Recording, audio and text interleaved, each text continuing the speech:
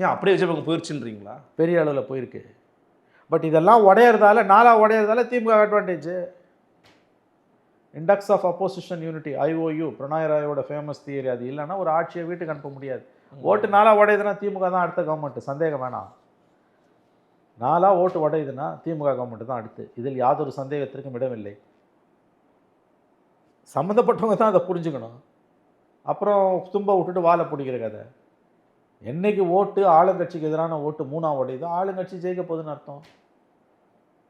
ஆளுங்கட்சிக்கு எதிரான ஓட்டு 3ஆம் உடையுதுன்னும் போது ஆளுங்கட்சிக்கான சாதகமான சூழல் அது.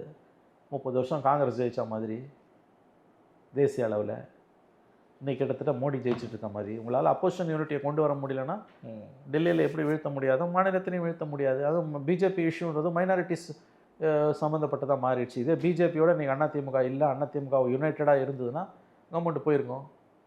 மைனாரிட்டிஸ் இஷ்யூ அவங்கள பொறுத்த வரைக்கும் வளர்ச்சியெல்லாம் ரெண்டாவது, உயிர் பயம் அவங்களுக்கு. இருப்பே கொஸ்டின்.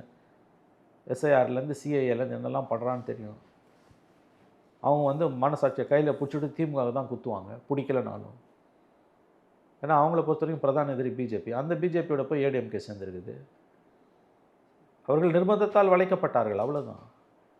பிஜேபி ஃபேக்டர் இல்லைன்னா ஒன்றுபட்ட அதிமுக இருந்ததுன்னா ஃபினிஷ்டு கதை திமுக. பட் இன்னைக்கு ஒன்றுபட்ட அதிமுக கிட்டத்தட்ட உருவான ஒரு தோற்றம் இருக்குல்ல. அண்டு பாமக இருக்குது, பாஜக இருக்குது, மற்ற கட்சிகளும் வலுவான கூட்டணி தான், நான் மறுக்கவில்லை, வலுவான கூட்டணி. பட் ஸ்டில் இது போதாது. 3ஆம் உடையதில்ல, அப்போசிஷன் 3ஆம் உடையதில்லை. விஜய் ஃபேக்டர் ஒரு பெரிய ப்ராப்ளம்ங்க.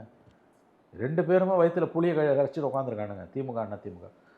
வெற்றி பெற வாய்ப்புள்ள ஒவ்வொரு திமுக எம்எல்ஏ, ஒவ்வொரு அதிமுக எம்எல்ஏவையும் நீங்கள் தனியாக போய் பார்த்து பேசுங்க. பர்சனலாக பேசும்போது, அவங்க ஆஃப் த ரெக்கார்டு பேசும்போது ரொம்ப சுலபமாக உண்மையை ஒப்புக்கொள்வார்கள். விஜய் ஃபேக்டர் தான் எங்களுக்கு மிகப்பெரிய ஆபத்துன்னு. சார், ஆனால் 2 பேருமே சொல்கிறாங்க. Major political parties. நேற்று எடப்பாடி அவர்கள் ஒரு ப்ரெஸ் மீட்டில் பேசும்போது, நான் 74 கட்சிக்கு வந்தாங்க, 50 வருஷமாக பொது வாழ்க்கையில் இருக்கேன், நான் ஒன்றும் எதுவும் பயந்து ஓடுறவங்க கிடையாது, அவர் பெரிய நடிகர் தான், நான் ஒத்துக்கிறேன், 41 குடும்பம் அனாதையாக்கி இருக்கிறாருங்க அவர் அப்படின்னு சொல்லி, ஒரு பொலிட்டிக்கல் ஆக்டிவிட்டி இல்லாத ஒரு தலைமை பண்பு இல்லாத ஒரு நபர்னு விஜய் ஒரு கொஷின் பண்ணுறாரு, கார்னர் பண்ணுறாரு.